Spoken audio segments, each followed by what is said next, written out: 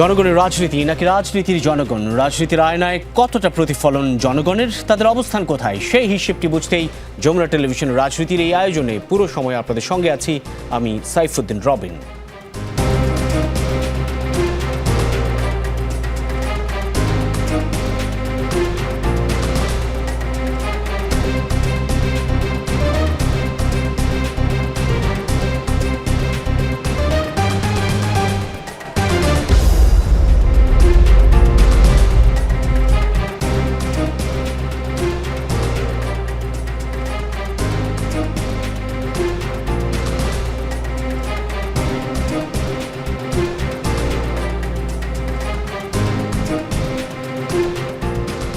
অব্যাহত রাজনীতি, ত্রয়োদশ জাতীয় সংসদের প্রথম অধিবেশন এখনও চলছে এবং সেই অধিবেশনে অধ্যাদেশ, বিল সেসব নিয়ে আলাপ আলোচনা, পাশ হওয়া, ওয়াকআউট সেসবও চলছে এবং সেই সঙ্গে আজকের দিনে ঘটে গেল একটি উপনির্বাচন, দুটি উপনির্বাচন, সেসব নিয়েই আজ আমাদের আলোচনা। এবং আজকের এই আলোচনায় অর্থাৎ রাজনীতির আলোচনায় সঙ্গে আছেন আমাদের সঙ্গে বেশ কয়েকজন অতিথি। শুরুতেই পরিচয় করিয়ে দিতে চাই, আমার ডানেই রয়েছেন শাহ মোহাম্মদ ওয়ারেস আলী মামুন এমপি, জামালপুর 5 আসনের সংসদ সদস্য এবং বিএনপির কেন্দ্রীয় নির্বাহী কমিটির সহ সাংগঠনিক সম্পাদক, এবং এরপরই রয়েছেন মেজবাউল আজম সওদাগর, রাজনৈতিক বিশ্লেষক ও অধ্যাপক, রাষ্ট্রবিজ্ঞান বিভাগ, জগন্নাথ বিশ্ববিদ্যালয়। আপনাকেও স্বাগত জানাচ্ছি স্যার। এবং সেই সঙ্গে অনলাইনে আমাদের সঙ্গে যুক্ত আছেন মোহাম্মদ আব্দুল আলিম, মুখ্য পরিচালক, ডেমোক্রেসি ইন্টারন্যাশনাল, সাবেক সদস্য, নির্বাচন ব্যবস্থা সংস্কার কমিশন। এবং সেই সঙ্গে আরও একজন অতিথি আমাদের সঙ্গে যুক্ত হবেন, হাফেজ মোহাম্মদ রাশিদুল ইসলাম এমপি, শেরপুর 1 আসনের সংসদ সদস্য এবং সাবেক কেন্দ্রীয় সভাপতি, বাংলাদেশ ইসলামী ছাত্র শিবির। শুরুতেই শাহ মোহাম্মদ ওয়ারেস আলী মামুন, আপনার কাছেই যেতে চাই। আজকে দুটি উপনির্বাচন অনুষ্ঠিত হলো এবং আপনার পাশাপাশি বলা চলে, সেই দুটি উপনির্বাচন কেমন দেখেছেন, যেখানে দিনভরই আসলে নানান অভিযোগ ছিল। শেরপুর 3 আসনে যিনি প্রার্থী ছিলেন জামায়াতে ইসলামীর, তিনি শেষ পর্যন্ত নির্বাচন বর্জনও করেছেন, যদিও সেই বর্জন পূর্ব পরিকল্পনা ছিল, এমন দাবিও আছে বিএনপি দলীয় সংসদ সদস্য প্রার্থীর। কিন্তু তারপরেও কেমন দেখলেন আপনি সেই নির্বাচন? আসলে প্রথমত আমি আজকে যমুনা টেলিভিশনের এই অনুষ্ঠান যারা দেখছেন, যমুনা টেলিভিশনের কলাকুশলী সহ যারা দেখছেন, তাদের সকলকে আমার প্রিয় দল বিএনপির পক্ষ থেকে শুভেচ্ছা জানাচ্ছি। মূলত আজকে আমরা আসলে সারাদিন জাতীয় সংসদের অধিবেশনে ছিলাম, তারপরেও যতটুকু খোঁজ খবর আমি রেখেছি, দুটি নির্বাচনই আমাদের কাছে যে তথ্য রয়েছে তথ্য মতে সুষ্ঠু সুন্দর হয়েছে। শেরপুরের যিনি মাননীয় সংসদ সদস্য আজকে এখানে অংশগ্রহণ করার কথা, উনি জাতীয় সংসদে দাঁড়িয়েই একটি অভিযোগ করলেন যে সেইখানে নাকি আজকে নির্বাচন নিয়ে যে বিশৃঙ্খলা হয়েছে, সেইখানে নাকি বাংলাদেশ জামায়াত ইসলামের একজন মারা গিয়েছে। এই খবর শোনার পরে সাথে সাথে আমি সেইখানে আমাদের দলীয় প্রার্থী মাহমুদুর রুবেলের সাথে যোগাযোগ করেছি। উনি ঘটনাটিকে সম্পূর্ণ অসত্য বলে দাবি করেছেন এবং সেইখানে আসলে বড় ধরনের কোনো ঘটনা ঘটে নাই। মূলত আমরা যে কথাটি বলতে চাই যে এই নির্বাচনটি আমরা দীর্ঘ 17 বছর সংগ্রামের পরে একটি সুষ্ঠু অবাধ নির্বাচনের মধ্য দিয়ে বিএনপি আজকে রাষ্ট্রীয় ক্ষমতায় অধিষ্ঠিত। শেরপুরের যে আসনটি, এই আসনটি যদি আমরা বিশ্লেষণ করি, দেখা যাবে যে 1991 সাল থেকে এই আসনটি প্রতিবার বিএনপির প্রতিনিধি যিনি, তিনি নির্বাচিত হয়ে এসেছেন এবং আজকে সেইখানে আমাদের যিনি বিএনপির প্রার্থী, উনি 2001 সালের জাতীয় সংসদেও ছিলেন। উনি 1991 সালে ওনার বাবা জাতীয় সংসদ সদস্য ছিলেন। একটি দুর্ঘটনায় মারা যাওয়ার পরেও সেইখানে উপনির্বাচনে উনি নির্বাচিত হয়েছিলেন। 1996 সালের 15 ফেব্রুয়ারি নির্বাচনে উনি নির্বাচিত হয়েছিলেন এবং সেইখানে সঙ্গত কারণে বাবার সময় যে উন্নয়ন কর্মকাণ্ড করেছেন, উনি যে উন্নয়ন কর্মকাণ্ড করেছেন, সেইখানে বিএনপি নির্বাচিত হবে, এটাই বাস্তবতা। আজকে যে বিষয়টি আমরা দেখেছি যে দুঃখজনকভাবে ওনারা একটি প্রেস ব্রিফিং করে নির্বাচন বর্জন করেছেন। আমাদের বিএনপির প্রার্থী কিন্তু এটা আগেই দাবি করেছেন যে ওনারা এরকম একটি পরিকল্পনা হাতে নিয়েছেন নির্বাচনটিকে প্রশ্নবিদ্ধ করার জন্য। তো সেইখানে আসলে আমাদের জানা মতে, আমার কাছে জানা মতে, এখন তথ্য মতো সেইখানে কোনো বড় ধরনের কোনো বিশৃঙ্খলা হয় নাই, সুষ্ঠু নির্বাচন হয়েছে। ওনারা পরাজয় নিশ্চিত জেনেই সেই নির্বাচনটি বর্জন করেছেন।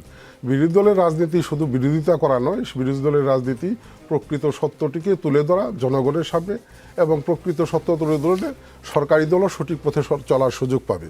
আমার কাছে মনে হয়েছে যে ওনারা নির্বাচনকে প্রশ্নবিদ্ধ করার জন্যই প্রথম থেকেই এরকম একটি পরিকল্পনা এঁটেছেন, এবং সেই কারণেই তারা নির্বাচন বর্জন করেছেন।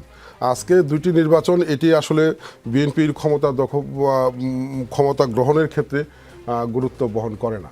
অলরেডি বিএনপি সংখ্যাগরিষ্ঠ আসন পেয়ে নির্বাচিত হয়ে সরকার গঠন করেছে। কাজে এই দুইটি নির্বাচন প্রভাবিত করার মতো বিএনপির কোনো পরিকল্পনা পদক্ষেপ নাই, এবং বিএনপি সেই পথে যায় নাই। আমরা দাবি করি যে নির্বাচনটি সুষ্ঠু হয়েছে, জনগণের ভোটে নির্বাচিত হয়েছে। শেরপুরের আসন নিয়ে আরেকটু আমি বলতে চাই। শেরপুরের আসনটি গত যে জাতীয় নির্বাচন 12 ফেব্রুয়ারি হয়েছে, সেই নির্বাচনের আগে একটি ঘটনা সারা দেশবাসী জানে, যে সেইখানে জেলা প্রশাসনের একটি অবহিতকরণ সভাকে কেন্দ্র করে জামাত ইসলামী সেই জায়গাগুলো দখল করে রেখেছিল। বিএনপির জন্য যে সুনির্দিষ্ট জায়গা ছিল সেইখানে তাদেরকে বসতে দেওয়া হয় নাই। পরবর্তী সময় জেলা প্রশাসন আলাদা করে তাদের বসার সুযোগ করে দেয়। সেই অনুষ্ঠান শেষ হওয়ার পরে বাংলাদেশ জামাত ইসলামী নেতৃবৃন্দ তারা মানে ইচ্ছাকৃতভাবে বিএনপির দলীয় কার্যালয়ে গিয়ে হামলা করে, এবং সেই হামলাকে কেন্দ্র করে একজন আহত হয়, এবং যিনি মারা গিয়েছে, প্রার্থী যিনি মারা গিয়েছে, উনি নিজে শারীরিকভাবে অসুস্থ ছিলেন, এবং অসুস্থতার কারণে উনি মারা গিয়েছেন। পরবর্তী সময় যাকে প্রার্থী দেওয়া হয়েছে, আমরা যতটুকু জানি এলাকায় তার আসলে সেরকম কোনো গ্রহণযোগ্যতা নাই। কাজে আমরা সব মিলে বলবো যে একটি সুষ্ঠু নির্বাচনের মধ্যে দিয়ে বিএনপি নির্বাচিত হয়েছে। এই নির্বাচন প্রভাবিত করার মতো বিএনপির কোনো যৌক্তিক কারণ নেই। অনেক ধন্যবাদ শাহ ওয়ারেস আলী মামুন। মেজবাহুল আজম সওদাগর, আপনি শুনছিলেন ওয়ারেস আলী মামুনের বক্তব্য। যদিও আমরা বিপরীত বক্তব্য এখন পর্যন্ত পাইনি, আমাদের অতিথি এখন এসে পৌঁছননি, কিন্তু তারপরেও পরাজয় কে জামাতে ইসলামী খুব সহজভাবে নিচ্ছে না। তারা বলছে তারা ভোট বর্জন করেছে, অভিযোগ পাল্টা অভিযোগ সেসব আছে, এবং আমাদের গণমাধ্যম কর্মী যারা মাঠে ছিলেন তারা জাল ভোটের, দুপক্ষের জাল ভোটের এক ধরনের সক্রিয় অংশগ্রহণ তারা নিশ্চিত করেছে এবং পেয়েছে। আপনার কাছে এই নির্বাচন কেমন ছিল বা কেমন মনে হয়েছে? এটি সবার কাছে এক ধরনের উদাহরণ তৈরি হওয়ার মতো নির্বাচন হলো নাকি আসলে হলো না? জি, ধন্যবাদ আপনাকে এবং দর্শকদেরকে। আচ্ছা, নির্বাচনের যে বিষয়টি নিয়ে আমরা এখন আলোচনা করছি, আসলে দেখুন, একটি গণতান্ত্রিক রাষ্ট্র ব্যবস্থায় নির্বাচন একটা খুব গুরুত্বপূর্ণ একটা বিষয়, যেটা দীর্ঘ 17 বছরের ফ্যাসিস্ট আমলে যে নির্বাচন তার গুরুত্ব হারিয়েছিল, এবং নির্বাচন, ফেয়ার নির্বাচন কিভাবে হয় সেই সংস্কৃতি অনেকটা বিলুপ্ত হয়ে গিয়েছিল আর কি। এরপরে দীর্ঘ রক্তক্ষয়ী সংগ্রামের মধ্য দিয়ে আমরা একটা ডেমোক্রেটিক ট্রানজিশনের মধ্য দিয়ে আমরা একটা নতুন রাষ্ট্র ব্যবস্থার দিকে যে অগ্রসর যখন হচ্ছি, তখন এই উপনির্বাচনটা অনেক সেই দিক থেকে অনেক গুরুত্বপূর্ণ বিবেচিত হবে। এখানে অনেকগুলো দিক আছে, যেমন এমপি মহোদয় বললেন যে এই নির্বাচনটা একক সংখ্যাগরিষ্ঠতা পাওয়া যে দল, তার কাছে খুব বড় একটা কোনো ফ্যাক্টর না যে এখানে জিততেই হবে, এটা একটা দিক। দুটো দিক হচ্ছে না, সেকেন্ড দিকটা হচ্ছে এই নির্বাচনে কারচুপির অভিযোগ আসা অথবা কারচুপির অভিযোগ করা, এই দুটো বিষয় নির্ভর করবে আপনার সঠিক তথ্য প্রমাণ উপস্থাপনের মধ্য দিয়ে।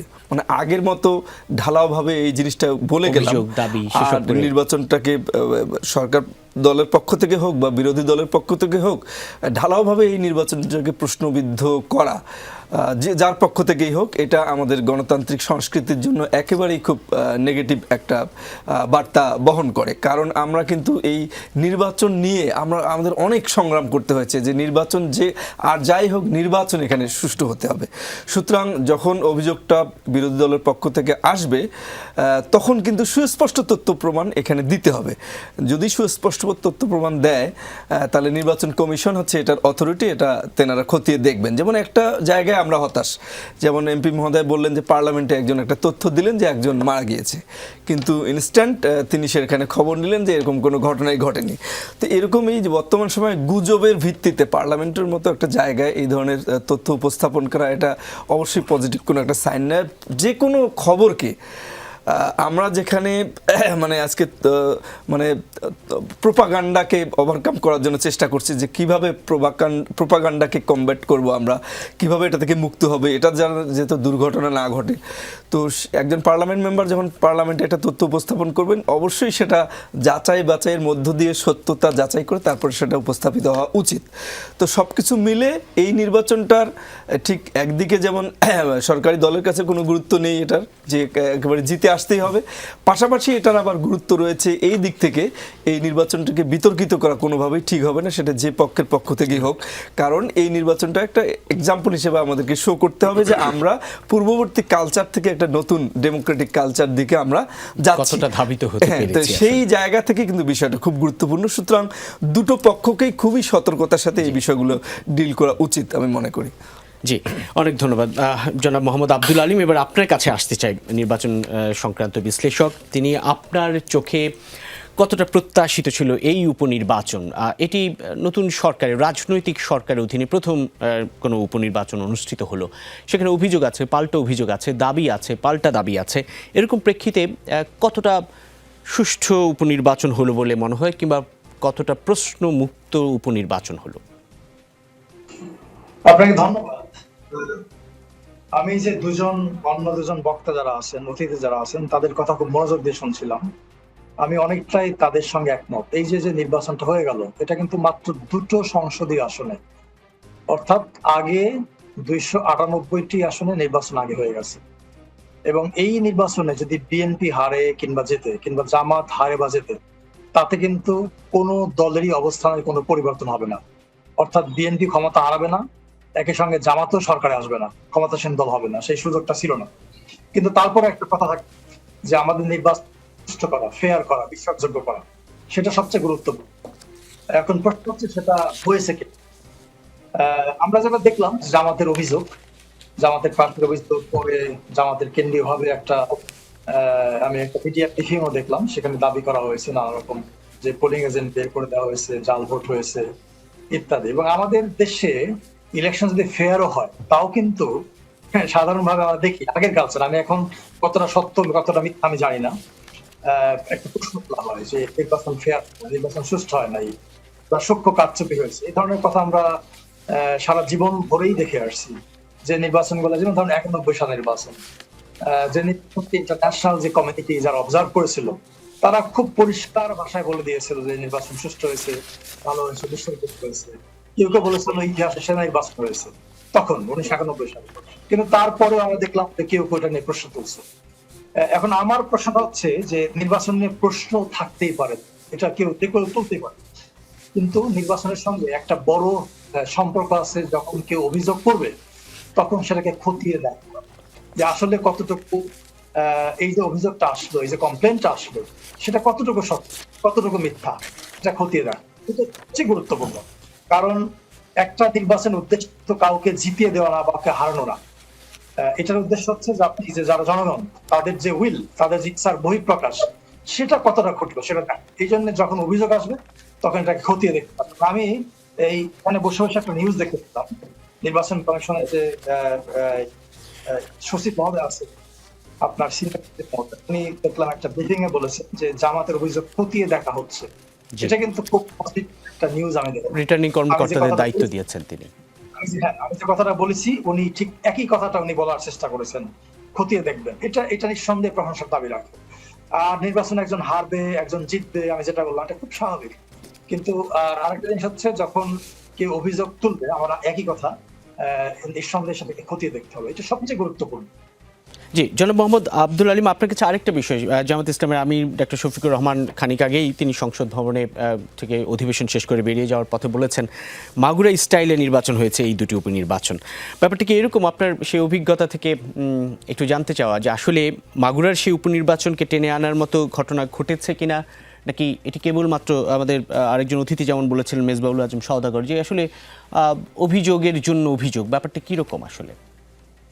আমি জানি না এটা অভিযোগের জন্য অভিযোগ কিনা, কারণ আমি আগে বললাম এটা খতিয়ে দেখা ছাড়া মন্তব্য করা ঠিক হবে না। কারণ আমি নিজেও মাঠে ছিলাম না, পর্যবেক্ষণে ছিলাম না, দেখতে পাইনি। যতটুকু দেখেছি পত্র পত্রিকা থেকে দেখেছি, টেলিভিশন থেকে দেখেছি।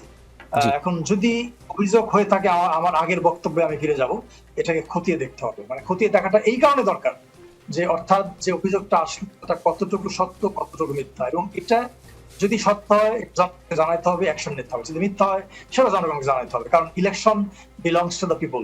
এই জন্য জনগণের কাছে এই এই যে প্রক্রিয়াটা ঘটলো, অর্থাৎ ইলেকশন কমিশন যে কাজটা করলো, এটা জনগণকে জানাতে হবে যে কি ঘটেছিল। জি, অনেক ধন্যবাদ জনাব মোহাম্মদ আব্দুল আলিম। আমরা একটু যেতে চাই আমাদের নতুন করে যুক্ত হওয়া অতিথি হাফেজ মোহাম্মদ রাশিদুল ইসলাম এমপি, শেরপুর 1 আসনের সংসদ সদস্য এবং সাবেক কেন্দ্রীয় সভাপতি বাংলাদেশ ইসলামী ছাত্র শিবির। আপনাকে স্বাগত জানাই রাজনীতিতে। যে প্রসঙ্গে আমরা আলোচনা করছিলাম, আপনার পাশের আসনে উপনির্বাচন মূলত অনুষ্ঠিত হলো, যেই উপনির্বাচন বর্জন করেছে দিন শেষে জামায়াতে ইসলামের প্রার্থী। কেন আসলে এই বর্জন করতে হলো এবং এই উপনির্বাচনকে আপনারা কোন চোখে দেখেন? অন্যদিকে বগুড়া 6 উপনির্বাচনে অংশ নিয়েছেন, সেখানে বর্জন করেননি, শেরপুর 3 আসন উপনির্বাচন বর্জন করেছেন। ধন্যবাদ আপনাকে, আপনার মাধ্যমে যমুনা টিভির সম্মানিত দর্শক শ্রোতা যারা যেখান থেকে দেখছেন দেশ প্রবাস থেকে, সকলকে শুভেচ্ছা এবং সালাম। আসসালামু আলাইকুম রহমতুল্লাহি বারাকাতুহু। আসলে নির্বাচন বর্জন করার বিষয়টি প্রাসঙ্গিক ছিল বলেই করেছে। জামাত তো এই নির্বাচনে আরও অনেকগুলো কারচুপির ঘটনা ঘটেছে, অর্থাৎ বিগত নির্বাচনে, অর্থাৎ 12 তারিখের যে নির্বাচন, অনেকগুলো ঘটনাই ঘটেছে, সবগুলো বর্জন করার মতো হয়নি। বিধায় পরবর্তীতে এসে কিছু রিট করা হয়েছে, মামলা করা হয়েছে, এরকম কিছু কার্যক্রমে গিয়েছি আমরা। বগুড়াতেও কিন্তু আজকে বর্জন করা হয়নি, শেরপুরেরটা বর্জন করার মতো হয়েছে বলেই তো করেছি। আমরা কিন্তু গত 2 দিন থেকেই মিডিয়াতে নানানভাবে আমরা বলার চেষ্টা করেছি। আমি যেহেতু সংসদ সদস্য, যেহেতু আমি প্রচারণে যেতে পারি নাই, আমি বাদে অন্যান্যরা যারা আমাদের নেতৃবৃন্দ আছেন তারা বেশ কয়েক দফায় মিডিয়াতে এই কথাগুলো বলেছেন। বাড়ি বাড়ি গিয়ে হুমকি দেওয়া হয়েছে এবং যারা এজেন্ট হবে তাদের ঘরবাড়ি জ্বালিয়ে দেওয়া হবে, ইভেন হামলাও করা হয়েছে বেশ কয়েকটা জায়গায়। এগুলোও কিন্তু স্থানীয় মিডিয়াগুলোতে এসেছে। ইভেন যারা জাতীয় মিডিয়াতে আসে নাই, এটারও একটা কারণ আছে, তারা এখানে প্রভাব বিস্তার করেছে মিডিয়াগুলোর উপর। এই ঘটনাগুলো কিন্তু ইতিমধ্যে আলোচনায় আছে শেরপুরে, এবং এগুলো যদি আপনি শেরপুরের মিডিয়াগুলোতে জানতে চান তাহলে জানতে পারবেন। বিশেষ করে আজকে যে ঘটনাটি ঘটেছে, একদম ভোর থেকে বেশ কয়েকটা পয়েন্ট আপনাকে বলি। যেমন 1 নম্বর হচ্ছে যে প্রথমত আমাদের এজেন্টদেরকে ঢুকতে দেওয়া হচ্ছে না, এজেন্টদের বের করে দেওয়া হচ্ছে। ইভেন যারা প্রিজাইডিং অফিসার, তার প্রতিও অভিযোগ উঠেছে তিনি এজেন্ট বের করে দিয়েছেন। পরবর্তীতে সেটি পুলিশের মধ্যস্থতায়, সেনাবাহিনীর মধ্যস্থতায় সলভ করা হয়েছে। এবং সকাল থেকেই একটি ঘটনা ঘটছে যে যাদের বয়স 18-র নিচে, এরকম অসংখ্য স্কুল গোয়িং স্টুডেন্ট বা ছোট ছোট ছেলেমেয়েরা লাইনে দাঁড়িয়েছে, তাদেরকে মিডিয়ায় কভার করা হয়েছে, কিন্তু সেগুলো কিন্তু অলরেডি আপনারা লাইভে দেখতে পাবেন। এরপরে হচ্ছে যে ভোট কেন্দ্রে যাতে আমাদের লোকেরা প্রবেশ করতে না পারে, একাধিকবার হামলা করা হয়েছে এবং হামলার মাধ্যমে একজন ব্যক্তি আহতও হয়েছেন, গুরুতর আহত। এখানে আমি খুবই দুঃখিত যে আজকে আমি যখন সংসদে বিলের উপর কথা বলছিলাম, ঠিক সেই মুহূর্তেই আমি কিন্তু আগে থেকে জানি যে যিনি সিরাজুল ইসলাম আহত, উনি গুরুতর আহত, সেটা আমি দেখেছি, নিউজগুলো দেখেছি, এবং আমাদের নেতৃবৃন্দ যারা আছেন তারা তথ্যগুলো আমাকে দিয়েছেন। গুরুতর আহত এবং তাকে হসপিটালাইজ করা হয়েছে এবং ময়মনসিংহের দিকে নিয়ে যাওয়া হচ্ছে। এমত অবস্থায় আবার আমি একটা তথ্য না দেওয়ার কারণে আমাকে পাশে থেকে একটা স্লিপ দেওয়া হয়েছে যে আগে একজন নিহত হয়েছে, অর্থাৎ ওই শহীদ রেজাউল যিনি ওই নির্বাচনী ইশতেহারের সময় 12 তারিখের নির্বাচনের আগে, তার তথ্যটা আমাকে দেওয়ার কারণে আমি ওই মুহূর্তে পড়তে ভুল হয়েছে। আমি এই জন্য নোট রেডি করেছি, আগামীকালকে সংসদে সেই নোট দিব, আমার বক্তব্যটি এক্সপান্স নিজেই করবো আর কি, দুঃখ প্রকাশ করে এই তথ্যটি সেখানে উপস্থাপন করি। বাট গুরুতর আহত তিনি। এরকম অলরেডি আমাদের উপজেলা যিনি সেক্রেটারি, শহীদ রেজাউল ভাইয়ের শাহাদাতের পর যিনি সেক্রেটারি হয়েছেন, তাকে আহত করা হয়েছে, তার কাপড় চোপড় ছিঁড়ে ফেলা হয়েছে, তার শরীরে জখম আছে। একইভাবে আমাদের যিনি ভাইস চেয়ারম্যান প্রার্থী উপজেলার, তাকে আহত করা হয়েছে। এরকম টোটাল হতাহতের ঘটনা 50-এর উপরে। সেই জায়গায় সব কিছু মিলিয়ে বেলা 2টার আগেই আমাদের প্রার্থী নিজে তার ফেসবুক পেজে ঘোষণা দিয়েছেন যে তিনি নির্বাচন বয়কট করছেন। পরবর্তীতে সাংবাদিকদের উপস্থিতিতে 3-3:30টার দিকে নেতৃবৃন্দ সবাই উপস্থিত হয়ে নির্বাচন বয়কটের ঘোষণা দিয়েছেন। তার মানে কি দাঁড়াচ্ছে? আপনি কিছুক্ষণ আগে উপস্থাপন করছিলেন যে মাগুরায় যে 1994 সালে যে নির্বাচন হয়েছিল সেই টাইপের না। আমি বলবো যে সেই সময় তো আলোচনা হতো যে সূক্ষ্ম কারচুপি হয়েছে, ইঞ্জিনিয়ারিং হয়েছে। এবার একেবারে স্থূল কারচুপি, প্রকাশ্য দিবালোকে। এটি আমরা অন্ততপক্ষে জুলাই গণঅভ্যুত্থানের স্টেক যারা বিএনপি, জামাত, তাদের কাছ থেকে এটা আশা করা, এটা আমার কাছে মনে হচ্ছে যে খুবই দুঃখজনক। আমাদের আরেকজন অতিথি ওয়ারেস আলী মামুন বলছেন যে এটা এমন কোনো নির্বাচন না যে নির্বাচনে আসলে বিএনপিকে কারচুপির আশ্রয় নিতে হবে। ওকে, তার মানে কি আপনি কারচুপির আশ্রয় নেবেন? তাহলে উনি সেটি বলেননি, কিন্তু বলেছেন যে এই নির্বাচন, এই উপনির্বাচন আপনাদের যে অভিযোগ, সেই অভিযোগের প্রেক্ষিতে আমি ওনার বক্তব্য। শুনছিলাম আগেরটা যে এটা ভাগ্য নির্ধারণী নয়, কি ক্ষমতায় যাওয়ার কি বাদ দেওয়ার ইত্যাদি নয়। আমরা তো বাদ দেইনি, আমরা তো বগুড়াটাকে বয়কট করিনি, আমরা এটাকে মনে করেছিলাম যে একটা নজির স্থাপন করবে। আমরা কিন্তু এই আলোচনাটা আজকে প্রায় 15 দিন যাবত চলছে মিডিয়াতে, যে 2026 সালের উপনির্বাচন এবং স্থগিত নির্বাচন দুটোকে বাস্তবায়নের মাধ্যমে বিএনপি নজির সৃষ্টি করবে। আমার মনে হচ্ছে তাই হলো, নজিরই সৃষ্টি হলো, কিন্তু একটু নেগেটিভ ভাবে। জি, অনেক ধন্যবাদ। আমি একটু যেন মোহাম্মদ আব্দুল আলিম আপনার কাছে আরেকবার এসে আপনাকে বিদায় দিতে চাই। আপনার কাছে জানতে চাওয়া, আজকে সংসদে একটি বিল পাশ হয়েছে, সেটি হচ্ছে সেই বিলে যেটি ছিল যে দলীয় প্রতীকে স্থানীয় সরকার নির্বাচন হবে না এবং প্রশাসক নিয়োগের এখতিয়ার থাকছে সরকারের কাছে। দলীয় প্রতীকে স্থানীয় সরকার নির্বাচন হওয়া না হওয়া সেটি আসলে আপনার কাছে কেমনটি, এবং প্রশাসক নিয়োগের বিষয়টি নিয়েও আপনার যদি কোনো অবস্থান থাকে?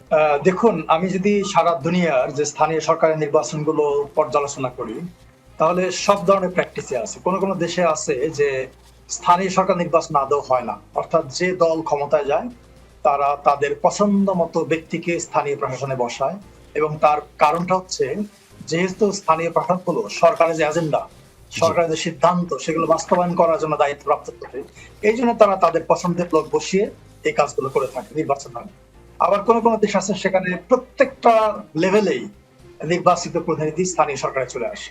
আবার কোথাও আছে মিক্সড সিস্টেম, অর্থাৎ আংশিকভাবে নির্বাচিত ব্যক্তিরা আসে এবং বাকি অংশটা অনির্বাচিত ব্যক্তিরা এই পদগুলোতে চলে আসে সরকার সিদ্ধান্ত অনুযায়ী। এখন প্রশ্ন হচ্ছে, আপনি যদি আমাদের ইতিহাসটা দেখেন, ইতিহাস 2015 সালের আগে কিন্তু আমাদের যে এই যে স্থানীয় নির্বাচন করছে সেগুলো দলীয় প্রতীকে হতো না। তারপরে আপনার এই যে অন্তর্বর্তীকালীন সরকারের সময় যে স্থানীয় সরকার কমিশন গঠন করা হয়েছিল, তাদের একটা সুপারিশ, এবং একই সঙ্গে আমরা যখন নির্বাচন সংস্কার কমিশনে কাজ করলাম তখন আমাদের সুপারিশ ছিল যে আবার আগের অবস্থায় ফিরে নিয়ে যাওয়া। সেই অনুযায়ী কাজ, এটারও যে পজিটিভ নেগেটিভ প্রতীক কিন্তু আছে। যেমন ধরেন যে এখন যেটা হবে, যেহেতু প্রতীক নেই, হয়তো আমরা অতীত যেটা দেখেছি যে দল ক্ষমতায় থাকে, যখন প্রতীকে স্থানীয় নির্বাচন হয় না তখন কিন্তু ক্ষমতাসীন দলের একাধিক প্রার্থী, অন্য দলেরও থাকে বাট ক্ষমতাসীন দল একটু বেশি থাকে, এবং তারা যখন নির্বাচনে অংশ নেয় তখন তাদের মধ্যে সহিংসতা ছড়িয়ে পড়ার সম্ভাবনা বেশি থাকে। বাট আবার একই সঙ্গে পজিটিভ দিক হচ্ছে, যখন আপনি এই দলীয় প্রতীক থাকবেন না তখন কিন্তু দলবিহীন অনেক ভালো লোক আছে, বিভিন্ন কমিউনিটি লিডার আছে, মানব ব্যক্তি আছে, স্থানীয়ভাবে অনেক অনেক গ্রহণযোগ্য ব্যক্তি আছে, তারা নির্বাচনে অংশ নিতে উৎসাহিত বোধ করে। সো এইভাবে পজিটিভ নেগেটিভ দুটো দিকে আছে। কিন্তু আমি যেটা বলবো যে সবচেয়ে বড় জিনিস হচ্ছে নির্বাচনটাকে শান্তিপূর্ণ রাখা, নির্বাচনটাকে যাতে করে আপনি এই সহিংসতা না ছড়ায় সেই দিকে খেয়াল রাখা, এবং জনগণ অংশগ্রহণ নিশ্চিত করা। এবং তার জন্য যেটা দরকার সেটা হচ্ছে দলগুলোর সহায়তা। দলগুলো যদি সহায়তা না করে তাহলে কিন্তু আপনি ভালো কিছু করতে পারবেন না। এটা একটা। আর প্রশাসক নিয়োগটা তো এখন পর্যন্ত আইন আছে, এবং ওই যে আমি যেটা বললাম আমার আগের উদাহরণটা, যে অনেক দেশই আছে যেখানে কোনো নির্বাচনই হয় না, ক্ষমতাসীন দল তাদের পছন্দের লোককে আপনার এই যে স্থানীয় প্রশাসনগুলো সেখানে বসায় যাতে করে তারা তাদের সরকারি এজেন্ডা বাস্তবায়ন করে। এটা কাজটা সহজ হয় আর কি সরকারের পক্ষে, এই জন্যই এই ধরনের প্র্যাকটিস। আমি জাস্ট আপনাকে লিটারেচার দেওয়ার চেষ্টা করলাম। জি জি, অনেক অনেক ধন্যবাদ আপনাকে আমাদেরকে সময় দেওয়ার জন্য। জনাব মোহাম্মদ আব্দুল আলিম, মুখ্য পরিচালক ডেমোক্রেসি ইন্টারন্যাশনাল এবং নির্বাচনী বিশ্লেষক।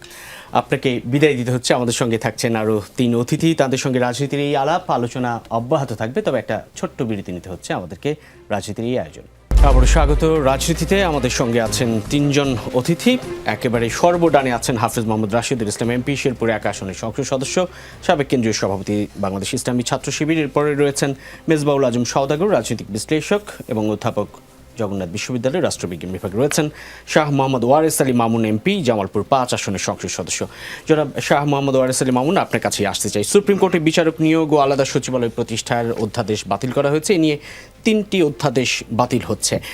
কেউ কেউ বলছেন যে এই অধ্যাদেশ বাতিল আসলে সরকারের, সংসদ যদি আইন না পাশ করে তাহলে সরকারের অঙ্গীকার প্রশ্নবিদ্ধ হবে। সরকারের অঙ্গীকার কি প্রশ্নবিদ্ধ হবে বলে মনে করছেন? আমি প্রথমত আপনার এই প্রশ্নের আগে যে কথাটি একটু বলতে চাই, একটু আগে যে কথাটি আমি বলেছি যে আমার পাশে যিনি সম্মানিত বিশ্লেষক মেজবাউদ্দিন, সম্মানিত শিক্ষক, ওনার বক্তব্যে একটি কথা খুবই গুরুত্বপূর্ণ বলেছেন যে সত্য তথ্য উপস্থাপন করা। আজকে মাননীয় সংসদ সদস্য শিরপুর 1 আসনের জাতীয় সংসদের মতো একটি জায়গায় উনি মানে দায়িত্বহীনভাবে একটি টেলিফোনের খবরের প্রেক্ষিতে জাতীয় সংসদে দাঁড়িয়ে উনি একজন কর্মীর মৃত্যুর সংবাদ দিয়েছেন। হতে পারে এই সংবাদটিকে কেন্দ্র করে আরও সহিংসতা ছড়ানোর সম্ভাবনা ছিল ওই এলাকায়। তো এরকম জাতীয় সংসদে মানে নিশ্চিত না হয়ে এরকম ভাবে একটি মৃত্যুর সংবাদ এটা একজন জাতীয় সংসদ সদস্য দিবেন, এটা আমাদের প্রত্যাশা না। আসলে এটা অত্যন্ত দুর্ভাগ্যজনক এবং দুঃখজনক। আমি একটু আগেই বলেছি যে আমি সাথে সাথেই খোঁজ নিয়েছি, সহসাংগঠনিক সম্পাদক হিসেবে আমার দায়িত্ব রয়েছে সেই এলাকায়। বাট যেহেতু আমি জাতীয় সংসদ সদস্য, সেখানে কিন্তু নির্বাচনী প্রচারণায় আমরা অংশগ্রহণ করি নাই। এবং আমি বলেছি যে এই নির্বাচনটি বিএনপি রাষ্ট্রীয় ক্ষমতায় গ্রহণ করার পরে এই দুটি নির্বাচন প্রথম নির্বাচন, এটির দায়ভার কিন্তু বিএনপির কাঁধে উপরে, যে কারণে বিএনপি আন্তরিকতার সাথে চেয়েছে এই নির্বাচনটি সুষ্ঠু সুন্দর হোক, এবং আমার বিশ্বাস নির্বাচনটি সুষ্ঠু সুন্দর হয়েছে। ওনারা প্রেস ব্রিফিং করেছে, সেইখানে কিন্তু আমি যতটুকু জেনেছি খোঁজ নিয়ে, সেইখানে কিন্তু তারা আহত বা এরকম সিরিয়াস আহত এরকম কোনো তথ্য প্রেস ব্রিফিংয়ে উপস্থাপন করে নাই, মিডিয়াতে ওইগুলো আসে নাই। এখন আপনি যে আপনার কথায় আসি যেটি বলেন, আর আরেকটি উনি অভিযোগ করেছে যেটি দুর্ভাগ্যজনক, যে 12 তারিখের নির্বাচনটি জাতির 17 বছরের প্রত্যাশিত নির্বাচন, এবং 12 তারিখের নির্বাচন নিয়ে আমার জানা মতে এখন পর্যন্ত কেউ প্রশ্ন তুলতে পারে নাই। উনি 12 তারিখের নির্বাচন নিয়েও প্রশ্ন তুলেছেন যে সেখানে অসংখ্য ঘটনা ঘটেছে। তো এইগুলো আসলে বিরোধী দলের রাজনীতি মানেই বিরোধিতা করা, মিথ্যে অভিযোগ তোলা, এটা আমার কাছে মনে হয় এই সংস্কৃতি থেকে আমাদের বেরিয়ে আসা প্রয়োজন। আমরা বারবার বলেছি যে জাতিকে সঠিক পথে 17 বছরের পরে মানুষের প্রত্যাশাটা অনেক বেশি। এই প্রত্যাশা পূরণ করার দায়িত্ব শুধুমাত্র সরকারি দলে না, এই প্রত্যাশা পূরণ করতে হলে বিরোধী দলকেও সহযোগিতা করতে হবে সত্য উপস্থাপনের মধ্য দিয়ে। আমি সেই আহ্বানটি জানাবো। আর আজকে 3টি বিল পাশ হয়েছে। আপনি যেটি বলেছেন যে সরকারের যে মানে বিচারক নিয়োগ এবং আলাদা সচিবালয় প্রতিষ্ঠা, মানে সরকার এটা সরকারের প্রত্যাশা না, আমরা বলবো এটা জাতির প্রত্যাশা। সঙ্গত কারণেই জাতির প্রত্যাশা যে এই জায়গাগুলোতে আরও নিরপেক্ষ হবে, বিচারক নিয়োগের ক্ষেত্রে নিরপেক্ষতা অবলম্বন করা হবে, মানবাধিকার কমিশন আরও নিরপেক্ষ হবে, সুষ্ঠু সুন্দরভাবে মানবাধিকারের পক্ষে কাজ করতে পারবে। এই বিষয়গুলোর সাথে বিএনপি সম্পূর্ণরূপে একমত, কারণ গত 17 বছরে এই পরিস্থিতিগুলো শিকার সবচেয়ে বেশি হয়েছে বিএনপি। বিএনপি নেতাকর্মীরা সবচেয়ে বেশি হত্যা, গুম, খুনের শিকার হয়েছে। বিএনপি নেতাকর্মীরা সবচেয়ে বেশি মানবাধিকার লঙ্ঘনের শিকার হয়েছে। কাজে বিএনপি সবচেয়ে বেশি আইনের মানে যে ঘটনা ঘটেছে, আপনারা যদি দেখেন বেগম খালেদা জিয়াকে আমি নিজেও একজন আইনজীবী, যদিও আমি ওইভাবে প্র্যাকটিস করার সুযোগ হয় নাই, তা আমরা সবসময় দেখেছি যে একটি মামলায় নিম্ন আদালতে সাজা হলে উচ্চ আদালতে সেইখানে মানে সাজার মেয়াদ সঙ্গত কারণেই কমে আসে। বেগম খালেদা জিয়া আইনের দৃষ্টিতে যদি আমরা দেখি, উনি একজন বয়োবৃদ্ধ মানুষ, 86 বছর বয়স। বেগম খালেদা জিয়া সাবেক 3বারের প্রধানমন্ত্রী। সেই বেগম খালেদা জিয়ার সাজার মেয়াদ বাড়ানো হয়েছে আরো উচ্চ আদালতে। সেইখানে আমরা কিন্তু উচ্চ আদালত দ্বারাও বঞ্চিত হয়েছি, যে কারণে এই জায়গাগুলোতে জনগণের প্রত্যাশার সাথে বিএনপির প্রত্যাশার কোনো ব্যত্যয় আছে বলে আমরা মনে করি না, কোনো ফারাক আছে বলে আমরা মনে করি না। বিএনপিও প্রত্যাশা করি, কিন্তু বিএনপি যে বিষয়গুলো ব্যাখ্যা তুলে ধরেছে সেই বিষয়গুলো কিন্তু জনসমক্ষে আসে নাই, মিডিয়াতে আসে নাই। বিএনপির বক্তব্য হচ্ছে যে বিগত সরকারের সময় যে অধ্যাদেশগুলো জারি করা হয়েছে সেই অধ্যাদেশগুলোতে অনেক ফাঁক ফুকর রয়েছে। যেমন মানবাধিকার কমিশনের ক্ষেত্রে বলা হয়েছে যে সেইখানে যদি একজন অভিযোগ করে, সেইখানে তদন্তে কত দিনের মধ্যে তদন্ত শেষ হবে এরকম সুনির্দিষ্ট কিছু বলা হয় নাই। সেখানে কে তদন্ত করবে সেই ব্যাপারে সুনির্দিষ্ট কিছু বলা হয় নাই। এবং তদন্তের পরে যে এখানে প্রতিকারের ক্ষেত্রে একটি জায়গাতে আপনার সেই অধ্যাদেশে জরিমানার কথা বলা হয়েছে, সেই জরিমানাটা কত হবে সেটাও কিন্তু সুনির্দিষ্টভাবে বলা হয় নাই। বিএনপির বক্তব্যটা খুব পরিষ্কার যে এই 3টি জায়গা অত্যন্ত সেন্সিটিভ জায়গা। এই জায়গাগুলোতে আরও অধিকতর তদন্ত করে, অধিকতর মানে আরও যারা এগুলোর মানে আপনার স্টেক হোল্ডার যাদেরকে বলি আমরা, এবং জামাত ইসলামকে আজকে আহ্বান জানিয়েছেন আমাদের আইনমন্ত্রী, এনসিপিকেও আহ্বান জানিয়েছেন আমাদের আইনমন্ত্রী, যে আরও যারা আছেন তারা সহ আমরা বসে আলোচনা করে আমরা এই আইনটিকে জনগণের কল্যাণের একটি পূর্ণাঙ্গ রূপ দিতে চাই। এটি বিএনপি আহ্বান জানিয়েছে। কিন্তু যেটি ঘটনা ঘটেছে সেটি হলো যে আপনি যদি দেখেন যে 2009 সালের মানবাধিকার কমিশন যেটি ছিল সেটি কিন্তু আপনার এই যে 25 সালের সরকারের যে অধ্যাদেশ সেই অধ্যাদেশ দ্বারা রহিত করা হয়েছে। এখন আমরা আইনটা পাস যদি না করি তাইলে এখানে মানবাধিকার কমিশন থাকবে না। এই ঘটনাগুলো ঘটলে এই প্রতিকার কী করবে? যে কারণে বিএনপির স্ট্যান্ডটা হলো যে আমরা 2009 সালের আইনটাকেই কার্যকরী করে আপাতত আমরা যে মানবাধিকার কমিশন সেইখানে গঠনের কথা বলা হয়েছে সেটার মাধ্যমে আমরা এগুলোর প্রতিকারগুলো আমরা চালিয়ে যাব। পরবর্তী সময় যারা স্টেক হোল্ডার আছে তাদেরকে নিয়ে আলোচনা করে আমরা এই 3টি জায়গাতে কি কার্যকরী আইন করা যায় সেসব বিষয় সেই কাজেই বিএনপিকে এখানে ভিন্ন চোখে দেখার কোনো সুযোগ আছে আমি মনে করি না। বিএনপি নিয়ে কোনো সমালোচনার কোনো সুযোগ আছে আমি মনে করি না। বিএনপি জনগণের এই দাবির সাথে সম্পূর্ণরূপে একমত এবং আমরা বিশ্বাস করি বিএনপি এই জায়গাগুলোতে জনগণের প্রত্যাশা পূরণ করবে। হাফেজ মোহাম্মদ রাশিদুল ইসলাম এমপি, আপনার কাছে আসতে চাই। আপনার ওয়াকআউটও করেছেন, আপনাকে আশ্বস্ত ওয়ারেস আলী মামুন যেমনটি বলছিলেন সেই জায়গাটায় চিফ হুইপও বলেছেন বিচারের নামে যেন আর অপবিচার না হয় সেজন্য স্বাধীন বিচার বিভাগ প্রতিষ্ঠায় কাজ করবে সরকার। সেই জায়গায় কতটা আশ্বস্ত হয়েছেন? আশ্বস্ত হননি বলেই তো ওয়াকআউট করেছেন। হ্যাঁ, ধন্যবাদ আপনাকে। যেমনটি বলছিলেন আপনি যে আমরা আশ্বস্ত হয়েছি কিনা, আশ্বস্ত হলে তো ওয়াকআউট করতাম না। আর আমরা ওয়াকআউট করেছি এজন্যই যে এই বিষয়গুলো নিয়ে সরকারের যে বক্তব্য সেগুলো ধোঁয়াশার সৃষ্টি করছে। যেমন সরকার একদিকে বক্তব্য দিচ্ছে যে অধিকতর সংশোধনের জন্যই তারা বিলগুলো আনছে, তাহলে এই বক্তব্যগুলো দেখুন এটা কিন্তু খামখেয়ালি না। এই বিলকে কেন্দ্র করে ইতোমধ্যে বিরোধী দল সেভারাল টাইম ওয়াকআউট করেছে, রাজপথে কর্মসূচি দিয়েছে। তার মানে এগুলো কিন্তু দায়িত্ব নিতে হবে সরকারকে, প্রশাসনকে দায়িত্ব নিতে হবে। তাহলে যদি তাদের বক্তব্যটা এটাই হয়ে থাকে যে আমরা সংশোধন কল্পে এই বিল এনেছি, তাহলে সেই সংশোধনে কি থাকবে আগে থেকে সেগুলো যদি মানুষের কাছে জাতির কাছে উপস্থাপন করা হতো তাহলে তো আর এগুলো নিয়ে আর কোনো কনফিউশন থাকতো না। আমি একভাবে যদি ধরি। আর দ্বিতীয়ত এখনও আমরা মনে করি যে তারা এই 12 তারিখের মধ্যে যেহেতু বাধ্যবাধকতা আছে এর মধ্যে বিলগুলো অধ্যাদেশগুলোর বিল আকার আনতে হবে। এর পরবর্তীতে অতি শীঘ্রই এই যে কয়েকটি 12টি বা আরও কয়েকটি বেশি আছে সেই বিলগুলো দ্রুত কার্যকর কিভাবে হবে, সংশোধন কিভাবে হবে, সংস্কার কিভাবে হবে সেগুলো নিয়ে সামনে জাতির কাছে স্পষ্ট করে নতুন করে বিল আনার জন্য আমি আবারও আবেদন জানাবো। জি, অনেক ধন্যবাদ। আমরা একটু যেতে চাই মেজবাউল আজম সওদাগর আপনার কাছে। বিল নিয়ে সংসদে ওয়াকআউট, বর্জন এবং সেই সঙ্গে পরস্পর বিরোধী অবস্থান, খুব ইন্টারেস্টিং একটা ঘটনা আছে আজকে সংসদে ঘটেছে। জামুকা সংশোধন বিল পাশ হয়েছে, জামাতের আপত্তি ছিল, এনসিপির সমর্থন ছিল, বিরোধী দলের মধ্যেই এক ধরনের বিরোধিতা আছে। সব মিলিয়ে এই বিল নিয়ে সংসদের এখনকার যে অবস্থান সেই অবস্থানটাকে আপনি কোন চোখে দেখছেন বা আপনার কাছে কি মনে হচ্ছে? বিল নিয়ে যে অবস্থানটা এখন আমি দেখছি এটাকে আমি অত্যন্ত পজিটিভভাবে দেখতে চাই। কেন পজিটিভভাবে দেখতে চাই? যে পার্লামেন্টারি ডেমোক্রেসির একটা বিউটি, একটা সিগনিফিক্যান্ট ক্যারেক্টারিস্টিক্স হচ্ছে যে এখানে ডিবেট হবে। দুই দলেই, ট্রেজারি বেঞ্চ এবং অপোজিশন বেঞ্চ, দুই দলেই তাদের যুক্তিগুলো তুলে ধরবে। দুই দলেই দেখানোর চেষ্টা করবে যে কোনটা জনস্বার্থে হচ্ছে, কোনটা জনস্বার্থে হচ্ছে না, এটা নিয়ে একটা ডিবেট হবে। এই ডিবেটটা কিন্তু 17 ইয়ার্স এখানে ছিল না। আপনি যদি ডিবেটের ধরনটা এখন দেখেন, আলোচনার ধরনটা দেখেন যদি, প্রত্যেকটা বিষয় খুব সিগনিফিক্যান্ট এবং খুবই গঠনমূলক কিন্তু আলোচনা হচ্ছে দুই বেঞ্চের মধ্যে, ট্রেজারি বেঞ্চ এবং অপোজিশনের মধ্যে।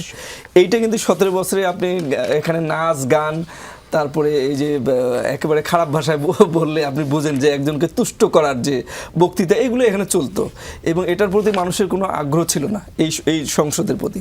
সেই জায়গা থেকে কিন্তু সংসদ বের হয়ে আসার একটা পরিস্থিতি তৈরি হয়েছে। এবং যে ডিবেটটা আপনি দেখছেন, এইটুকু ডিবেট যদি না থাকে তাহলে বিরোধী দলকে তো সাজানো বিরোধী দল মনে হবে মানুষের কাছে, যেটা একটা ডামি সাজানো বিরোধী দল। তা আমি মনে করি ডিবেটটা অত্যন্ত কনস্ট্রাকটিভ হচ্ছে এবং পার্লামেন্টারি ডেমোক্রেসির এটা বিউটি। পাশাপাশি এটাকে আরেকটা জিনিস আপনাকে মনে রাখতে হবে যে একটা দল যখন 2/3 মেজরিটি পায়, তো দলকে কিন্তু দেশকে যেমন সার্ভ করতে হয়, দলকে কিন্তু রাজনীতিও করতে হয়। রাজনীতি বলতে এখন কি বোঝায়? রাজনীতি বলতে হচ্ছে যে অপোজিশনকে সবসময় একটু ব্যাকওয়ার্ড সাইডে রাখার যে প্রতিযোগিতা। গভর্নমেন্ট চাবে যে অপোজিশনকে একটু ব্যাকওয়ার্ড সাইডে রাখতে চাইবে, আবার অপোজিশন চাইবে যে গভর্নমেন্টকে বা ট্রেজারি বেঞ্চকে একটু ব্যাকওয়ার্ড সাইডে কীভাবে রাখা যায়, এটা নিয়ে একটা প্রতিযোগিতা। এটা হচ্ছে পার্লামেন্টারি ডেমোক্রেসির বিউটি। এইটাকে আপনাকে মেনে নিতে হবে এবং অত্যন্ত কনস্ট্রাকটিভ ডিবেট এখানে কিন্তু হচ্ছে।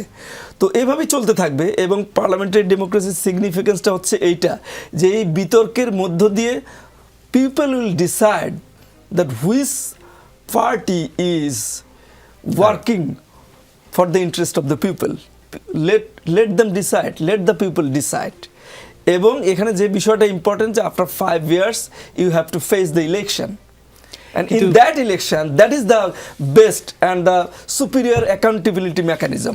ওইখানে কিন্তু জনগণ এটা ডিসাইড করবে। তো আপনাকে দেখতে হবে যে ডিবেটটা কনস্ট্রাকটিভ হচ্ছে কিনা, পার্লামেন্ট আগের জায়গায় ফ্যাসিস্ট আমলের জায়গায় কোনো ফিরে যাচ্ছে কিনা, সেই বিষয়টা কিন্তু এখানে ইম্পর্টেন্ট। তো আমি মনে করছি যে এখানে দুই দলের মধ্যে যে ডিবেটটা হচ্ছে এটা খুবই সিগনিফিকেন্ট। পাশাপাশি একটা তথ্য আপনাকে দিতে চাই, মাগুরা উপনির্বাচন নিয়ে এখানে বেশ কিছু কথা হলো আর কি। এখানে মূল একটা তথ্যটা যেটা দিব যে মিস ইনফরমেশন কিন্তু অনেক সময় মিস পারসেপশন তৈরি করে। মাগুরা উপনির্বাচনের ক্ষেত্রে কিন্তু সেটা হয়েছিল। আমরা মাগুরা উপনির্বাচন নিয়ে কমন কথা বলি সবাই, কিন্তু আমরা তথ্যটা কেউ ঘাটতে চাই না। আপনি ইলেকশন কমিশনে গিয়ে যদি দেখেন তো তৎকালীন সেখানে আওয়ামী লীগের প্রার্থী যে অভিযোগ করেছিল পুরো মাগুরার নির্বাচন নিয়ে, মাগুরা উপনির্বাচন নিয়ে কিন্তু নির্বাচন কমিশনে আওয়ামী লীগের প্রার্থী কোনো অভিযোগ দেন নাই, দিয়েছিল কয়েকটা কেন্দ্রকে। এই কয়টা কেন্দ্র আমার কাছে সুস্পষ্ট তথ্যটা আছে, আমি আজকে এটা আলোচনায় আসবে ভাবলে আমি নিয়ে আসলাম তথ্যটা। তো সেখানে কিন্তু কয়েকটা কেন্দ্র নিয়ে অভিযোগটা ছিল, পুরো সব কেন্দ্র নিয়ে কিন্তু প্রার্থী কোনো অভিযোগ করেনি। এবং এটা স্ট্যাটিস্টিক্যালি দেখা যাচ্ছে যে ওই কেন্দ্রের সকল ভোট যদি আওয়ামী লীগের প্রার্থীকে দেওয়া হয় তারপরে তিনি জিতে আসতে পারবেন না। এটা ছিল রিয়েল সিচুয়েশন। কিন্তু সারা দেশের মানুষকে মিস ইনফরমেশন এবং মিস ইনফরমেশনের মধ্যে দিয়ে মিস পারসেপশন তৈরি করা হয়েছে যে পুরা মাগুরা উপনির্বাচনে বিশাল ধরনের কারচুপি হয়েছে।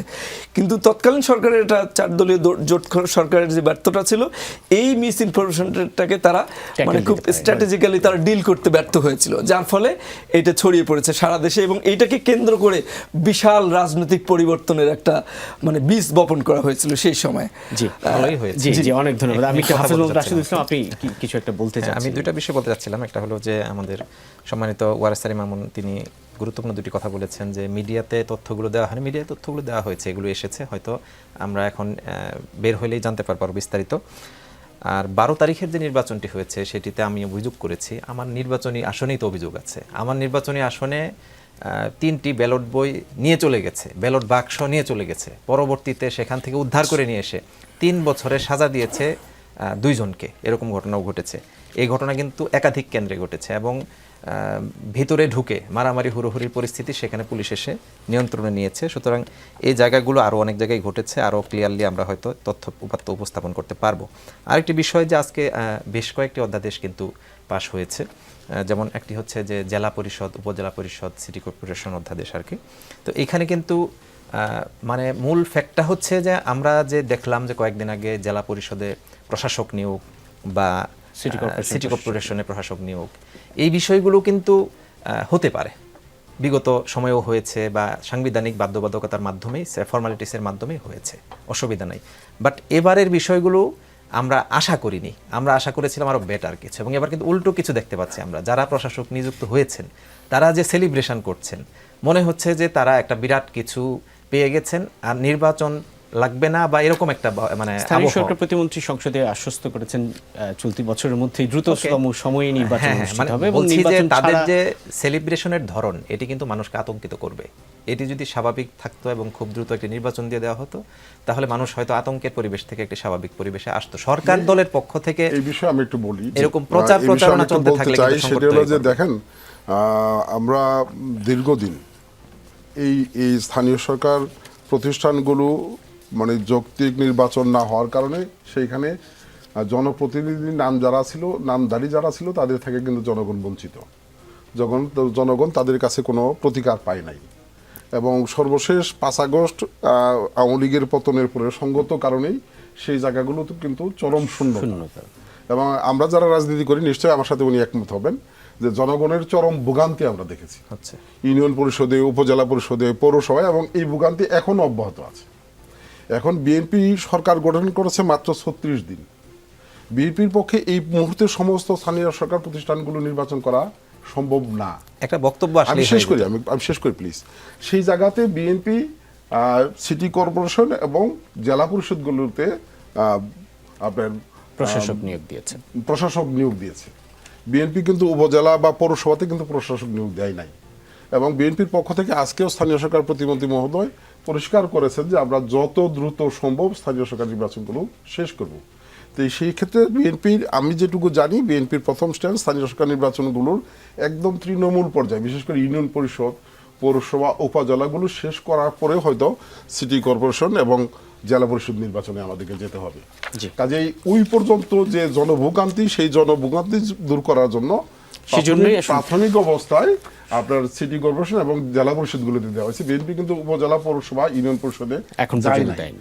কাজে এই বিষয়টা নিয়ে খুব বিতর্ক করার সুযোগ আছে বলে আমি মনে করি না। হ্যাঁ, ওনার সাথে এই একটা কথাতে আমি বিএনপির প্রতিনিধি হলেও আমি একটু একমত হব যে যারা এখানে দায়িত্ব দেওয়া হয়েছে তারা যে শোডাউন Celebration, করছেন, এটা কিন্তু আমি কোডও করছি এটা যে আপনার সাথে মন্ত্রী- আমি একমত পোষণ করছি। সরকারের দাবি আমি হয়তো একমত এরকম পোষণ নাই। করছি যে এই জায়গাটাতে বিএনপির আরো সতর্ক হওয়া দরকার। জি না না না, আমি বলছি যে সরকার হয়তো এটা চাচ্ছে না, বিএনপি চাচ্ছে না, কিন্তু স্থানীয়ভাবেই তারা এটার সেলিব্রেশনটা করছে, খুব স্বাভাবিক, তারাও রাজনীতিবিদ যেহেতু সেক্ষেত্রে একটু হতেই পারে। শাহ মোহাম্মদ ওয়ারেস আলী মামুন, আরেকটু যদি আমাকে সুযোগ দেন, যে যেটি সম্মানিত বিশ্লেষক বলেছেন যে দেখেন 96 ওই মাগুরার নির্বাচন, 94 নির্বাচনের পরে পৃথিবীর ইতিহাসের জঘন্যতম নির্বাচন কিন্তু আওয়ামী লীগের সময় ঘটে গেছে।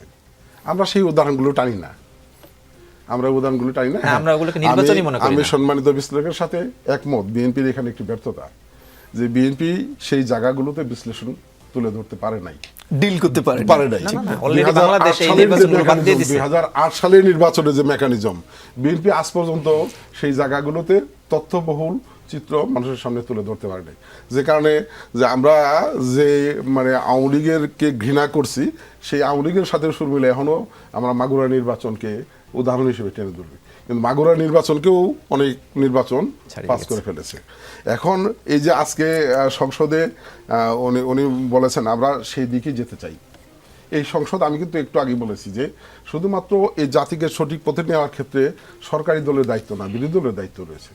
কারণ 17 বছরে মানুষের প্রত্যাশাটা অনেক বেশি, মানুষ অনেক বেশি সাফার করেছে, অনেক বেশি সংগ্রাম করেছে, এবং সঙ্গত কারণেই আজকে আমরা যারা জাতীয় সংসদে এসেছি, সরকারি দল, বিরোধী দল, সকলের প্রতি মানুষের প্রত্যাশাটা অনেক বেশি। জি। ওয়াকআউট কিন্তু একটি স্বাভাবিক ঘটনা, কিন্তু আজকে ওয়াকআউট নিয়ে কিন্তু একটা মজার ঘটনা ঘটেছে যে বিরোধী দল যখন ওয়াকআউট করে উঠে যাচ্ছিলেন, তখন আমাদের মাননীয় স্বরাষ্ট্রমন্ত্রী, যিনি আইন বিষয়ে এবং সংসদ বিষয়ে উনি অনেক ভালো জানেন, উনি মাননীয় স্পিকারের কাছ থেকে অনুমতি নিয়ে বললেন যে দেখেন, বিরোধী দল ওয়াকআউট করে গেলেও এই বিলের উপরে 3টি ধাপ পার হয়েছে। প্রথমত এই বিল যাচাই বাছাইয়ের একটি কমিটি আছে, যে কমিটিতে ওনাদের প্রতিনিধি আছে। এরপরে ওনারা এই বিলের বিরুদ্ধে আপত্তি দিয়েছেন। বিলটি যখন পাশ হয়ে গেছে তখন ওনারা ওয়াকআউট করে গেলেন। এই মুহূর্তে তো ওয়াকআউট করার কোনো যুক্তি আছে বলে আমি মনে করি না, এবং উনি আবেদন জানালেন যে আমরা বিশ্বাস করি যে মাগরিবের নামাজে পড়ে আবার বিরোধী দল ফিরে আসবে এবং এসেছে। দেখা গেল ওনার এই বক্তব্য নিয়ে আপত্তি জানানো হলো। আপত্তি জানালে এটাই বিরোধী দলের একমাত্র কাজ না। আমরা অনুরোধ করবো যেটা আমরা চাই না, যে আমরা বিলের পক্ষে আছি। আপনার কাছে একটু ছোট্ট করেই শেষবারের মতো আসতে চাই। আপনি বলছিলেন 36 দিনের সরকার এখন পর্যন্ত, সেই 36 দিন যে সরকার দায়িত্ব গ্রহণ করেছে, সংসদে বিতর্ক হবে সেটাও স্বাভাবিক, কিন্তু সেই সঙ্গে রাজপথেও আন্দোলন গড়িয়েছে এবং সেটি জুলাই সনদকে ঘিরে। সেই আন্দোলন কতটা যৌক্তিক বলে আপনার কাছে মনে হয়, আপনাদের কাছে মনে হয়? এবং তারা বলছে বিএনপি যখনই ক্ষমতায় আসে তখনই নানা সংকটে পড়ে দেশ, জনগণের সঙ্গে বেইমানি করলে হাসিনার মতো অবস্থা হবে, নির্বাচন আগে দেয়া সব প্রতিশ্রুতির সঙ্গে প্রতারণা করেছে বিএনপি। দেখেন, আজকে সংসদে যদি তাকিয়ে দেখেন, এ দেশের স্বাধীনতা হলে জাতির সবচেয়ে বড় অর্জন। যে স্বাধীনতার ঘোষণা দিয়েছেন বিএনপি নেতা জিয়া রহমান, সশরীরে যুদ্ধ করেছেন, নেতৃত্ব দিয়েছেন। স্বাধীনতা পরবর্তী সময়ে যদি একদলীয় শাসন বাকশাল বিলুপ্ত করে বহুদলীয় গণতন্ত্র জিয়া রহমান প্রবর্তন না করতেন, আজকে বাংলাদেশ জামায়াতে ইসলামী রাজনীতি করার সুযোগ ছিল না। 82 সালে স্বৈরাচার গণতন্ত্রকে হত্যা করেছে, 82 সাল থেকে 90 সাল পর্যন্ত বিএনপি রাজপথে সংগ্রাম করেছে। বাংলাদেশ জামায়াতে ইসলামী সেই সময় 86 সালে আওয়ামী লীগের সাথে হাত মিলিয়ে স্বৈরাচার অধীন নির্বাচনে চলে গিয়েছিলেন। বিএনপি বেগম খালেদা জিয়ার নেতৃত্বে একক আন্দোলন করে স্বৈরাচার পতন ঘটিয়ে গণতন্ত্র মুক্ত করেছে। এই বিএনপি গত 17 বছর সবচেয়ে চরম জুলুম নির্যাতন সহ্য করেও গণতন্ত্র মুক্তির সংগ্রাম করেছে। বিএনপি জনগণের ভোটে বারবার ক্ষমতায় অধিষ্ঠিত হয়েছে। বিএনপি জনগণের সেন্টিমেন্ট বুঝে। আজকে যদি 36 দিনে দেখেন, 36 দিনে এটা হয়তো সীমিত সংখ্যক হতে পারে, কিন্তু বিএনপি যে অঙ্গীকারগুলো জনগণের সামনে করেছিল নির্বাচনকে সামনে রেখে, সেগুলো কিন্তু অলরেডি প্রত্যাশা আন্দোলনকে কিভাবে আমি বলছি সেই কাজগুলো কিন্তু বিএনপি শুরু করেছে। আজকে একটি আনন্দের সংবাদ বলি, জাতীয় সংসদে মাননীয় আইনমন্ত্রী দাঁড়িয়ে যে বিবৃতিটি দিয়েছেন যে 36 দলের কিন্তু একজনও মানে গুম বা কিলিং কিংবা- এই জাতীয় ঘটনা ঘটে নাই। এটি একটি পজিটিভ সাইড। এবং যেটি জুলাই সনদ দিয়ে বলছেন বাংলাদেশ স্বাধীনতা পরবর্তী সংবিধানের মাধ্যমে পরিচালিত হচ্ছে। বিএনপির অবস্থানটি পরিষ্কার। এই যে 24-এর বিপ্লব, এটি বিএনপি অস্বীকার করে না, কারণ এই বিপ্লবের সাথে বিএনপি সম্পৃক্ততা আছে। তো 24-এর বিপ্লব কিন্তু এই দেশে গণঅভ্যুত্থান কিন্তু এর আগে হয়েছে, 90 হয়েছে। তো সেই ক্ষেত্রে এইখানে আপনি সংবিধানকে পিছিয়ে ফেলে সংবিধানকে বাতিল করে আসলে সেই সুযোগ নেই। অনেক আমরা ধন্যবাদ। যে আমি ক্লিয়ার করে দিই জিনিসটা, বিএনপির অবস্থানটি পরিষ্কার যে জুলাই বিপ্লবের যে বিষয়গুলোতে আমরা একমত পোষণ করেছি, এই বিষয়গুলো সংবিধান সংশোধন করে সংবিধানে অন্তর্ভুক্ত করা। বিএনপি কিন্তু এটির বিরুদ্ধে না। জি, বিএনপির অবস্থান হলো সংবিধানে অন্তর্ভুক্ত করা। তাদের অবস্থানটা হলো যে সংবিধানের বিকল্প আর একটি সংবিধান দাঁড় করানো। একটি দেশে দুইটি সংবিধান দাঁড়াতে পারে না। জি, অনেক সেটি দিয়ে ধন্যবাদ। দেশ চলতে আমি একটু পারে। হাফেজ মোহাম্মদ রাশিদুল ইসলাম আপনার কাছে আসতে চাই। আজকে সেই জুলাই অভ্যুত্থানের কথা রেশ ধরিয়ে আসতে চাই। ভিন্ন প্রশ্ন, আবু সাঈদের হত্যার রায় হয়েছে, সেই রায়ে পরিবার সন্তুষ্ট না। আপনাদের কাছে সেই রায় এবং রাজপথের আন্দোলন কিভাবে মূল্যায়ন করবেন? হ্যাঁ, দেখুন, এটাকে পার্টলি বা পার্শিয়ালি জাজ করার, পার্শিয়ালি বাস্তবায়ন করার, আমরা কিন্তু এটার বিরোধী শুরু থেকেই। আমরা বলছি যে অ্যাজ এ হোল গণভোটটাকে বাস্তবায়ন করতে হবে। কেন? গণভোটের মধ্যে কোনো কিছু বাদ নাই। ওখানে কিন্তু বিএনপির যত নোট অফ ডিসেন্ট সেগুলো আছে, এবং সেখানে নোট অফ ডিসেন্টের মধ্যে তো এটাও লেখা আছে যে যারা ম্যান্ডেট পাবে তারা কি কি করতে পারবে, এটাও কিন্তু লেখা আছে। এই সব কিছু কিন্তু একমত হয়েই আমরা স্বাক্ষর করেছি সবাই সেই সময়, বিগত ইন্টারিম পিরিয়ডে। আবার এটাও কিন্তু আমি বলতে চাই, বারবার কিন্তু আমি এটা বলছি যে যদি সেই অধ্যাদেশ বা আদেশকে আমরা না মানতে চাই, তাহলে সেই সময় কিন্তু জোরালো বক্তব্য থাকা দরকার ছিল। আমরা বলেছি যে বিএনপি যেরকম দাবি তুলেছিল যে একই দিনে গণভোট এবং নির্বাচন হতে হবে, আমরা কিন্তু সেটারও বিরোধী ছিলাম যে আগে গণভোট হোক পরে নির্বাচন হোক। শেষ পর্যন্ত কিন্তু বিএনপির দাবির প্রেক্ষিতে কিন্তু আমরা সবাই একদিনের ব্যাপারে ঐক্যমত্য হয়েছি। তাহলে বিএনপি যদি সেই সময় সেই অধ্যাদেশ নিয়ে শক্ত অবস্থানে যেতেন, আজকে কিন্তু আমাদের রাজপথ পর্যন্ত গোড়াতে হতো না। এজন্য আবু সাঈদের রায়ে আমরা অবশ্যই সন্তুষ্ট হব, বাট এটাতে মানে আত্মতৃপ্ত বলতে যেটা বোঝায় আর কি, তৃপ্তি, সেটা কিন্তু আমাদের হচ্ছে না। এবং আমরা বলবো যে এই জন্যই আমরা শেষ পর্যন্ত রাজপথে যেতে বাধ্য হয়েছি। দেখুন, স্বরাষ্ট্রমন্ত্রী রাজপথ, মব সহ ইত্যাদিকে সামনে রেখে বন্ধ করার কথা বলেছেন, যে আগামী দিনে কোনো আন্দোলন টলারেট করা হবে না। আন্দোলন না, মবকে তিনি উল্লেখ করেছেন, মবের সাথে পাশাপাশি বলেছেন যে মব এবং পাশাপাশি আন্দোলন, মানে যা ইচ্ছা তাই করা হবে, এরকম একটা যা ইচ্ছা তা করার জন্য কিন্তু কেউ রাজপথে যায় না। জি, একটা কিছু বেটার কিছু নিয়ে আসার জন্যই কিন্তু রাজপথে যায়, না হলে তো আমরা সংসদেই আছি, ভালো আছি, সংসদে কথা বলছি। জি, অনেক অনেক ধন্যবাদ। এরকম প্রাণবন্ত সংসদ তো আর কখনো হয়নি, আমরা জি, কথা বলছি। মেজবাউল আজম সওদাগর, আপনার কাছে আসতে চাই। সেই প্রাণবন্ত সংসদের পাশাপাশি রাজপথের আন্দোলন, এবং সেই সঙ্গে আমাদের হাফেজ মোহাম্মদ রাশিদুল ইসলাম যেভাবে ব্যাখ্যা দিলেন, আপনি কি সেটার সঙ্গে একমত যে মব আন্দোলন, রাজনৈতিক দলগুলোর আন্দোলনকেও কি মবের মতো রূপ দেওয়ার এক ধরনের শঙ্কা দেখছেন কি? আপনার কাছে মনে হয় একই রকম ব্যাখ্যা? মব বিষয়টা আসলে আমাদের রাজনৈতিক অঙ্গনে মব শব্দটা জনপ্রিয় হলো কখন, এই প্রেক্ষাপটটা আপনাকে দেখতে হবে আর কি। মানে জুলাই বিপ্লবের পরে বাংলাদেশে একটা সময় ছিল যে, আচ্ছা তার আগে বলি যে জুলাই বিপ্লবটা কি ছিল? আইন শৃঙ্খলা রক্ষাকারী বাহিনীর সাথে সাধারণ মানুষের একটা যুদ্ধ, ঠিক? সেই যুদ্ধে আইন শৃঙ্খলা রক্ষাকারী বাহিনী সাধারণ মানুষের কাছে পরাজিত হয়েছে। পরাজিত হওয়ার পরে আইন শৃঙ্খলা রক্ষাকারী বাহিনী এমন দুর্বল হয়ে পড়েছিল যে দুর্বলতার সুযোগে বাংলাদেশে কতগুলো জিনিসের কতগুলো ডিমান্ড, বা রাষ্ট্র আইন শৃঙ্খলা রক্ষাকারী বাহিনী যখন দুর্বল হয়ে যায়, তখন কিন্তু একটা ইন্টারিম গভর্নমেন্টও দুর্বল থাকবে, এটা খুবই স্বাভাবিক, যেহেতু ইন্টারিম গভর্নমেন্টের পলিটিক্যাল ফোর্সটা থাকে না, পলিটিক্যাল পার্টির যেমন থাকে। তো এই প্রেক্ষাপটে যখন বিভিন্ন ডিমান্ড নিয়ে মানুষগুলো রাস্তায় আসছিল, আসার পরে এমন কতগুলো সিচুয়েশন তৈরি হয়েছে যে মানুষ সেগুলো ট্যাকেল করার মতো অবস্থা বাংলাদেশে ছিল না। আপনি খেয়াল করতে পারবেন যে আনসার বিদ্রোহটা যখন হলো সচিবালয়ে, গভর্নমেন্টকে কিন্তু পুলিশ না ডেকে গভর্নমেন্ট কাকে ডাকলো? ছাত্রদেরকে ডাকলো। তো এই সিচুয়েশনটা ছিল ভিন্ন। তো সেই বিষয়গুলোকে কোনোটাকে আমরা কেউ মব হিসেবে আমরা আখ্যায়িত করেছি। আই ডোন্ট থিঙ্ক যে এই ধরনের সিচুয়েশন আবার ক্রিয়েট হবে, কারণ আইন শৃঙ্খলা রক্ষাকারী বাহিনী এবং আইনের শাসন, গণতন্ত্র যত শক্তিশালী হবে, তত এই বিষয়গুলো সোসাইটিতে আর ঘটবে না।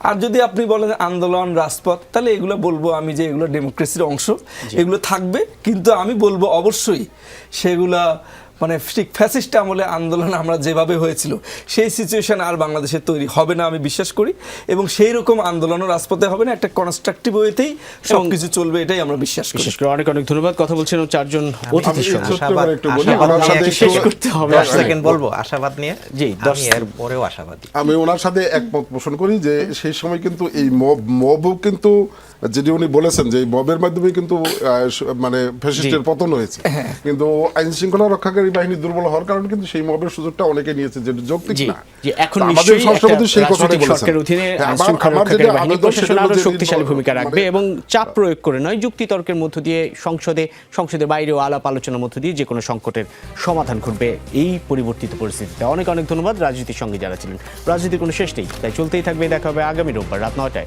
যমুনা টেলিভিশনের পর্দায়।